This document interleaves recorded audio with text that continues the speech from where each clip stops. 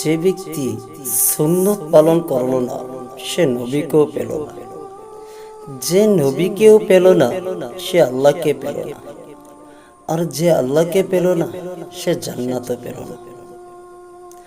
আর যে ব্যক্তি সুন্নত পালন করতেছে সে নবীকেও পেয়েছে, আর যে নবীকে পেয়েছে সে আল্লাহকে পেয়েছে, আর যে আল্লাহকে পেয়েছে সে জান্নাত পেয়েছে।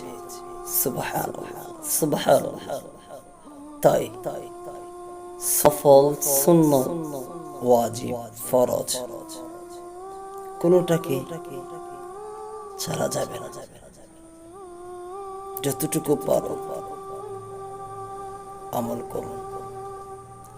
মহান রব আমাকে এবং বিশ্বের প্রত্যেক মুসলমানদেরকে আমল করার তৌফিক দান করুন। আমিন ইয়া রাব্বাল আলামিন।